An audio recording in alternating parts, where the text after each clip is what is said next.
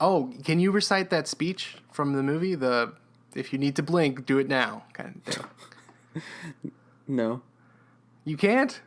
Not off the top of my head. Come on, it's like, if you need to blink, do it now.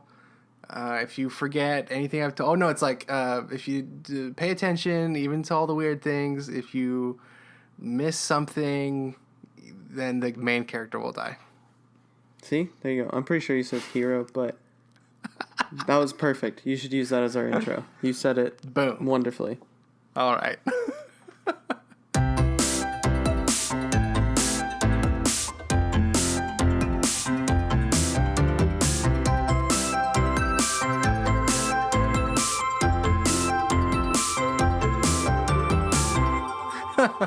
Okay.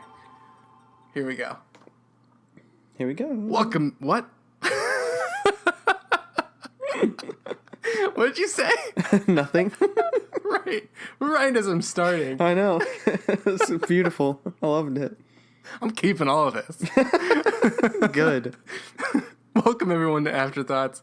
This is a podcast where we rewatch movies and we compare our first and second impressions and discuss a related topic. My name is Joshua Kazemi and I'm here with my co-host, Cole the Coleman and Taylor Thomas. Hello. And today we are talking about Kubo and the Two Strings. Two of his strings. Probably one of the most recent movies we've done in a while. Yep. But that's what we do here. We'll rewatch anything. Yeah, here at Afterthoughts, we'll watch anything. So, before we dive in to Kubo and the Two Strings, Coleman's going to take us through the plot of Kubo and the Two Strings. So, I really need to get one of those fancy guitars. His guitar? Yeah. Why? So that I can play it while you're doing your thing. No, yeah. You should just have while one of those you're telling on the hand. story. It's perfect. Mm-hmm. Perfect. Just use your regular guitar. It's all the way in the other room. Oh, well, that's your fault. So, a kid named Kubo, and his grandpa is evil, along with his two aunts. And his grandpa's the Moon King, so he sees everything at night. And his dad is dead, and he goes, and pretty much the movie opens with his mom taking him to a faraway place over the ocean. And they live in this mountain area that has a village below it. And he goes beneath to the village, I don't know if it's every day or whatnot, but I'm guessing it is, to tell a story to the people. And he never finishes it because he always has to go back before sunset because his mom says don't ever stay out past dark. And so he does that, and he always tells this really cool story of the samurai warrior who is his dad. What's his name again? Starts with an H. I don't even remember. His dad is this great samurai warrior who ended up perishing and died in fighting the Moon King, and Kubo and his mom got away, but he always just tells the story of his dad obtaining the 3 magical artifacts to fight the Moon King, and one night Kubo accidentally stays out too late, and his when he's trying to actually talk to his dad through, they have this tradition where they can talk to their dead through these kind of candlelight lamp things, and he's trying to, but his dad never reaches out to him, and then he stays out past dark, and lo and behold, his 2 evil aunts show up because they can find him if he's out after dark. And his mom comes to his rescue right at the end, but then sends him to a faraway place with his dad's robe that he has on his back. And he always carried this little woody munkin totem kind of thing with him. I can't remember exactly what it's called.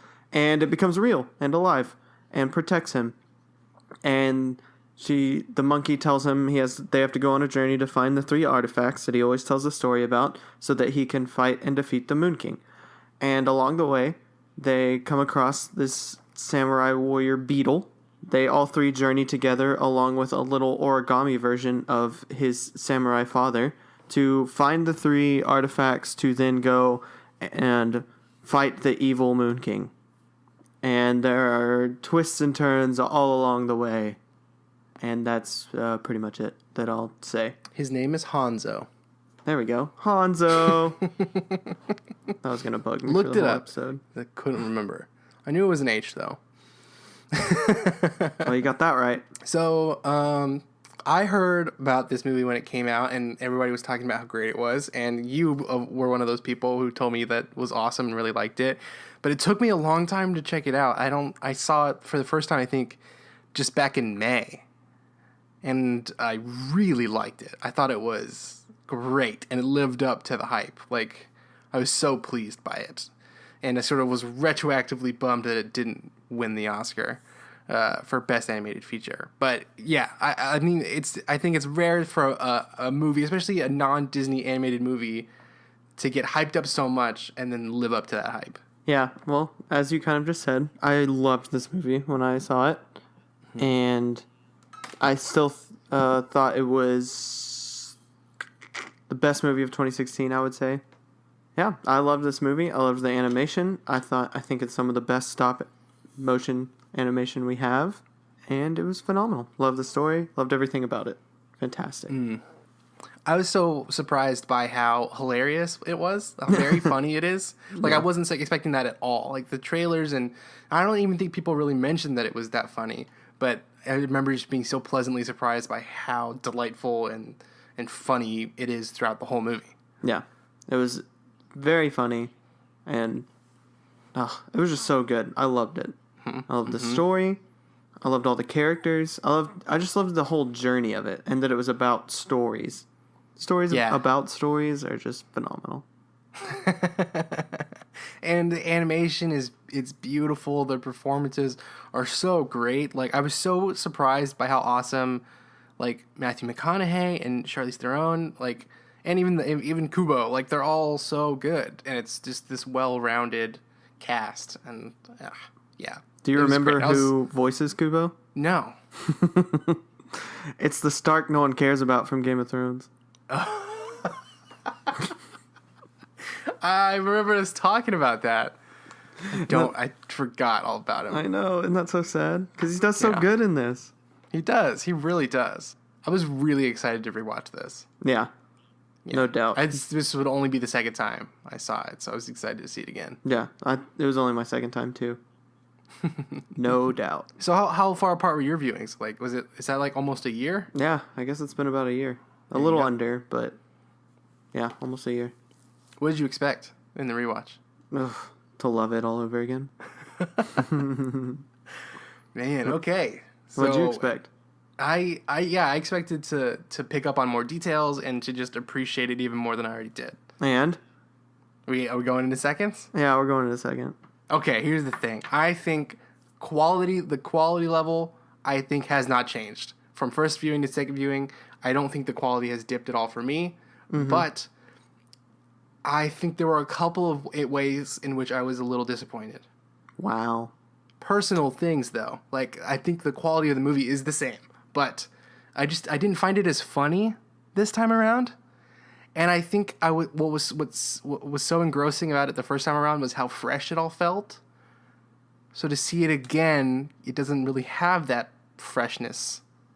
So I just wasn't as, like, sort of ecstatic about it as I was the first time around. Yeah. I'll agree that it definitely didn't feel as fresh, especially because that was kind of some of the appeal of the first watching, that it was so different and looked so vibrant, especially for being stop motion. And I agree that it doesn't feel as fresh, but I don't know. There's just something magical about this movie, I would say. Even if it's not, I do think that is what was a huge part of the appeal the first time, but I think it loses a little luster, but not a whole lot overall. Yeah. Yeah, not a whole lot, really. I mean, because the animation is still so good, the characters and the performances are all still there and still so great. Like, those don't shine any dimmer, I think. But no. Yeah, it's still, like, such a fun movie with such a cool, like what you were saying, like, stories about stories, but even, like, you know, it's about this character who thinks he doesn't have a family to then realize that that's the most important thing, and through that he's powerful. Yeah. Really cool. All that kind of stuff. I really love the journey of this movie, and I don't think that will ever change. The jokes may not hit as hard, and you're right, it's not Like, I'm not on, like, the edge of my seat, like, wondering what's going to happen next. And even when I watched it, I don't think I was on the edge of my seat, but just, like, I was fascinated, and my eyes were glued to it the whole first time. Well, this time, not so much, just because I knew it was going to, happen. Like, that's the thing. The journey is what's magical, but once you know the journey, it's obviously going to lose a little bit since you know what's going to happen. But I still think overall it's still mesmerizing. Yeah.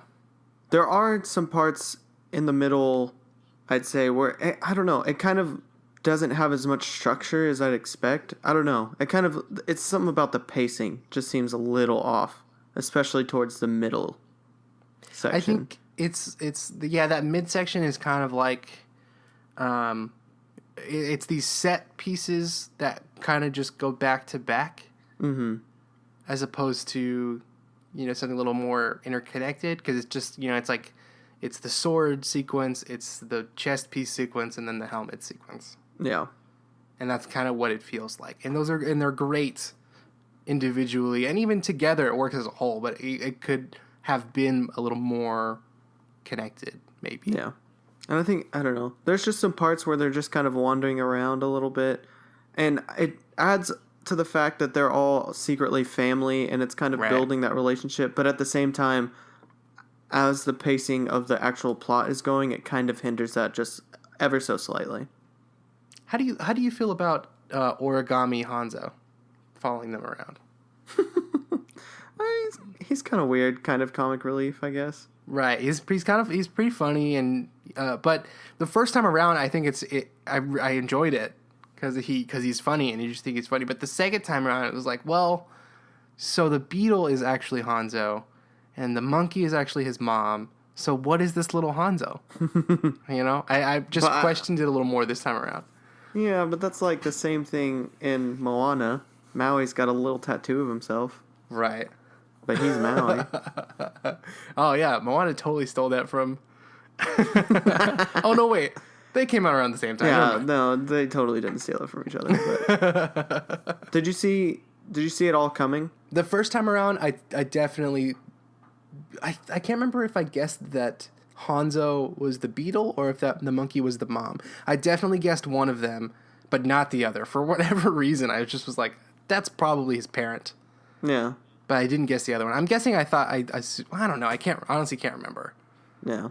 Because it's not like a mystery. It's not like the point of the movie. It's just like a little extra detail. Yeah.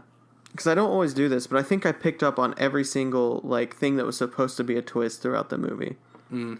And I only picked up on the parents one because there's a point where they're flirting with each other. Right. And I was like, this is weird if they're not his parents. Yeah. And I was like, okay. And I think it's interesting and that's smart. I think it speaks to Charlize's performance because the way that she plays the mom in the beginning it is very different from the way she plays Monkey. And I think it's so brilliant to do that. Because the first time around, they do really feel like they're maybe voiced by two different people. Yeah. But they're not, because they are the same person. So it's a great little touch. And then with Beetle/Hanzo, Matthew McConaughey plays the character so well and so humorously that you almost assume that he's just a beetle because you kind of build up Hanzo the way Kubo does, as this stoic warrior. Yeah. So it doesn't quite match. But then by the end, when you realize he is Hanzo, it makes sense because they're this unit at that point, and they've bonded and become a little family unit. So it makes sense. But it's a nice little way to throw you off the scent. I also think it's cool that in the beginning he's trying to get his dad to talk to him when they're doing the whole your dead ancestors can talk to you, but he can't because he's not dead. Not dead, yeah. I thought that was so cool. I did not pick up on that the first time around. Yeah. This time I was like, oh, Kubo, it's because he's not dead. Kubo, you silly Kubo. Yeah, Kubo, you should know. I thought that was cool. Mm-hmm. I also really like both times how terrifying those aunts are. Yeah. They look so creepy, but it's so awesome. And even the way they're voiced, Kubo, so creepy. Yeah.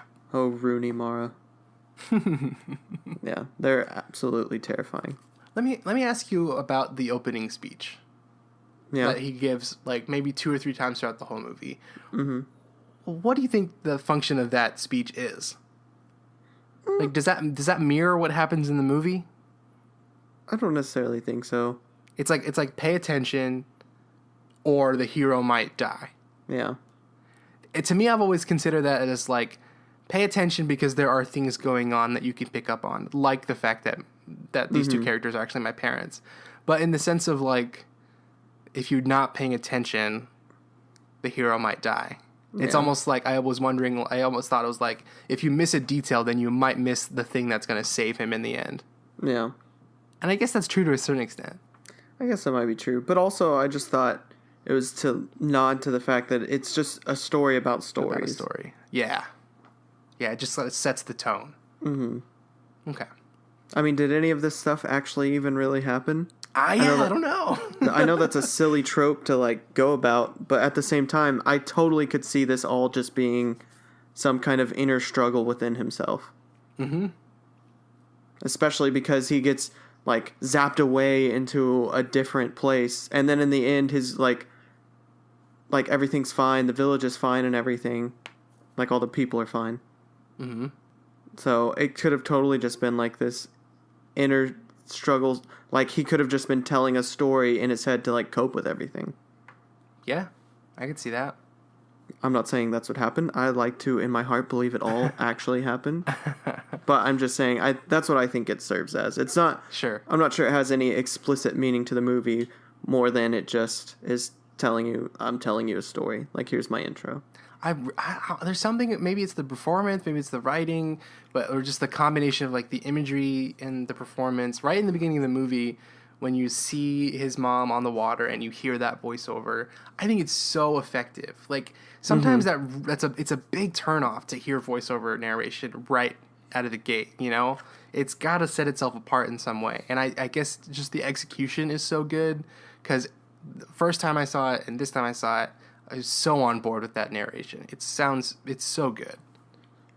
And it's really interestingly written, you know. It's thought-provoking. Would you think you would like the voiceover narration in this or Blade Runner better? Oh, that's tough. Because I know you haven't seen the Blade Runner with narration. Yeah, that's true. You could like it more. You never know. I know. Probably not. I don't think so. Could be really effective and tell you the meaning of the movie. Yeah, I don't know. This movie didn't really lose much for me. It lost what I would expect it to lose in a rewatch, I suppose. Okay. Do you still think it's the best movie of 2016? Yes. Okay. What could be better? Nothing. I know. So correct answer. Also, I just don't think very many good movies came out in 2016. So that also... I disagree. Okay, what? I liked Manchester by the Sea a lot. I didn't see that one. I liked so that might be good. Yeah, it is. The Hunt for Wilder People is fantastic. Didn't see that either. See, maybe I just didn't see any movies in 2016.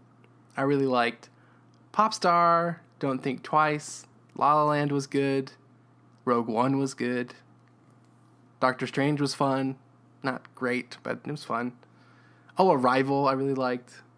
The Nice Guys was awesome. And like Civil War and Deadpool, those were both 2016 as well. See, out of all the ones you listed that I've seen, I still think Kubo number one. Okay. I'd have to see the other ones to know for finality.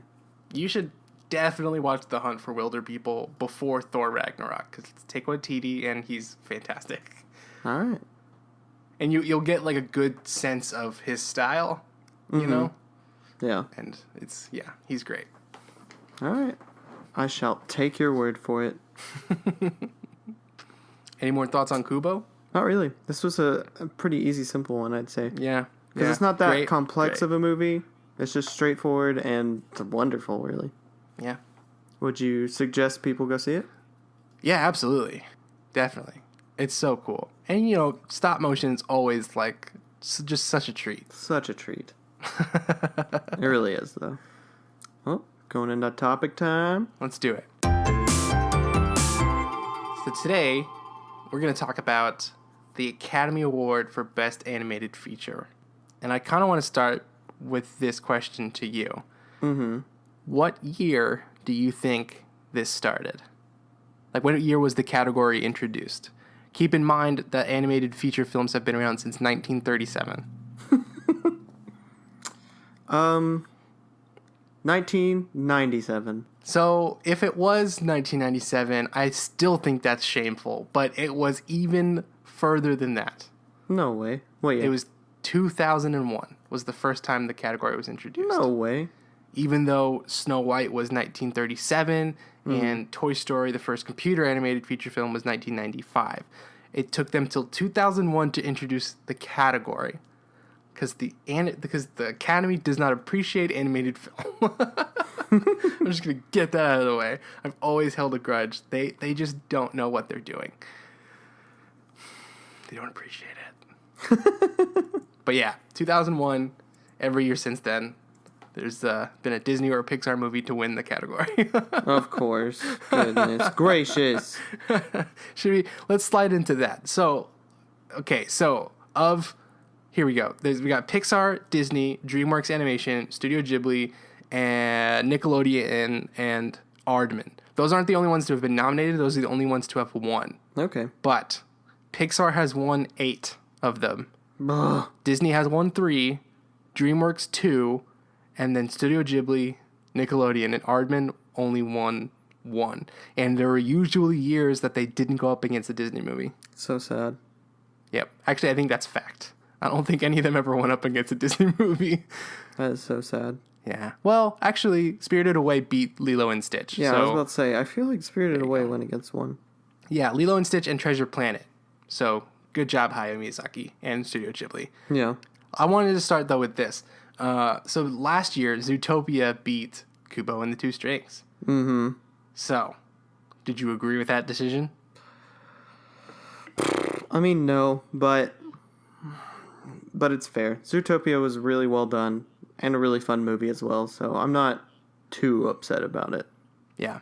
I also It'd just also be more. kind of wanted Disney to not win as well. That's also it. Yeah, that's the thing. They always win. Like, I feel like Kubo was good enough to beat Zootopia, so therefore I wish it had, just so Disney didn't win. Yeah, yeah. And I think it's part of the voting. I can't remember if it was this year or last year, but sometime recently there was like this article that interviewed Academy voters, and it just revealed how little they care about this category. Ugh. Like they'll just vote for the Disney one or the one that they've heard of. They don't watch all the ones in the category, even though they can, because Academy voters, I'm pretty sure, are given screeners for every movie that's nominated, so they can see them all. But they don't watch all of them, and they'll just pick whichever one they recognize because they don't take it seriously. Sad. It is so sad. Animated movies are so great. They're so great And magical and wonderful. Just because they're made in a computer, quote unquote, doesn't mean it's not its own unique art form. I know, and that takes so much work too. It's ridiculous. So much time and effort.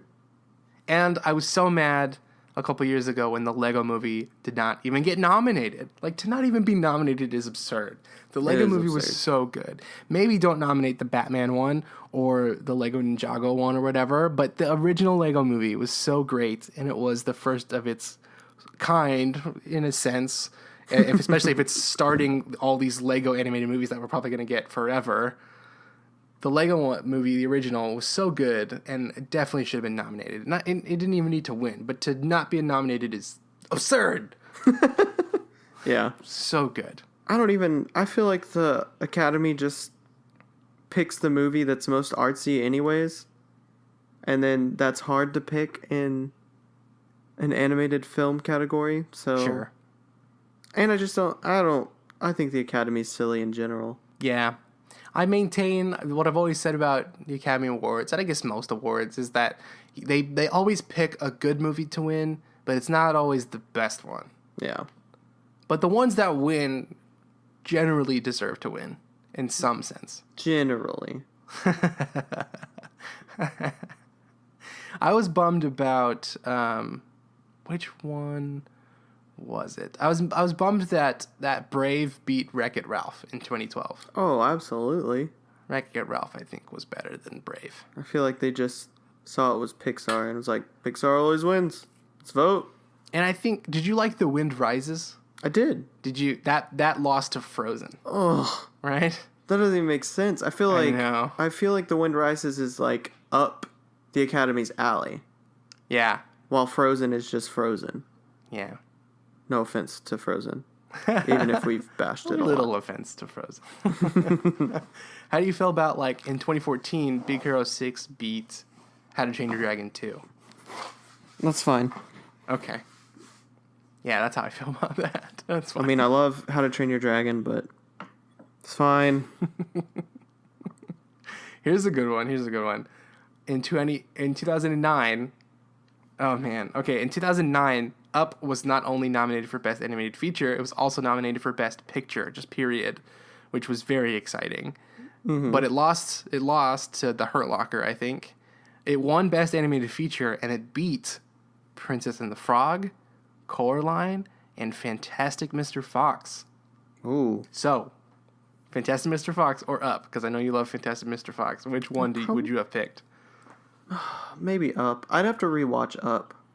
Mm. I still think it'd probably be Up, though. Yeah, it was solid. Fantastic Mr. Fox is great. Although this makes so much more sense now of why you hate the lady who directed The Hurt Locker. Everything adds up now. I just didn't like Zero Dark 30, and I haven't seen The Hurt Locker all the way through, so... Yeah, I know. I get it. You were biased because they won, so you didn't even give them a chance.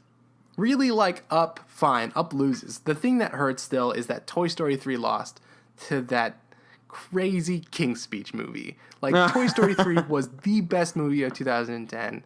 And it's not just me saying that. You know, it was listed as number one in countless different magazines and articles online and publications. It was considered the best by so many, and it still lost to the King's Speech. So was the King's Speech.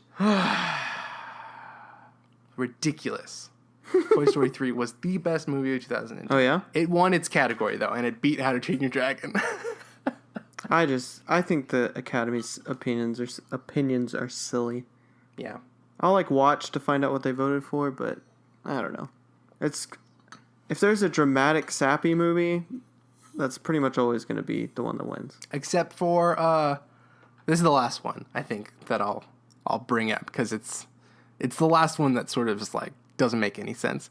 Shrek won the first award ever, and it beat Monsters, Inc., which I think is very silly. No, I agree with that one. Oh, man. Like, because Monsters, Inc. holds up way better now than Shrek does now.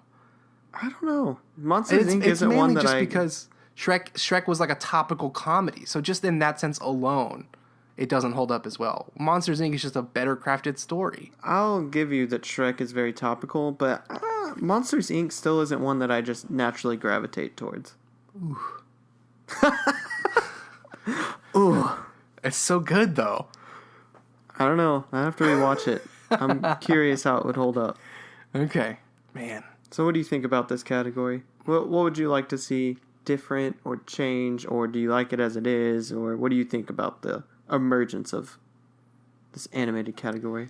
I don't know. I mean, I guess I appreciate that they can sort of compete against one another solely based on animation. So I would like to maybe almost see something like the ones that are the best animated win, and then the ones that sort of transcend that category and are just great stories, but now aren't necessarily the best animated ones, could still maybe contend with the rest of the movies in Best Picture, or even in other categories like Best Screenplay or Best Editing, Best Director, like even the Best Performance. Like I don't know if there's ever been a voice actor nominated for Best Performance, which is crazy to me. So I think it'd be nice if animation was specifically about animation, like it almost to the point where the category could change to Best Animation in a feature film, and then have the other animated films just considered films like the rest of them.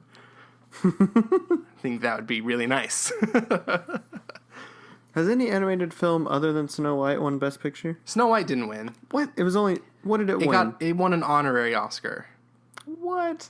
And so did Toy Story. Oscar with the dwarves? Right, yeah, those were both just honorary Oscars for being the first of their kind. That's dumb. Yeah. Beauty and the Beast was nominated for Best Picture in the early 90s, and then it didn't happen again until Up, and then Toy Story 3. So only 3. And they were only nominated, right? So none have won. None have won. I thought we at least had Snow White, but none have won. None. That is terrible. Yeah. See, this is why I don't agree with the Oscars. They're silly. Yeah. They just need to grow up and appreciate the art form. Yeah, Academy Award people. Appreciate art. If any of you out there are voters, like, come on. I just have one thing to say to you. Come on. Come on. Yeah, I know. That would be cool. I would like to see it transcend into that. Mm-hmm. I mean, I guess we have some other categories like that, like foreign film category, Right. short film category, that aren't ever really in the running for any other category. But I would like that. It would be nice to see them expand and just have it all general across all boards.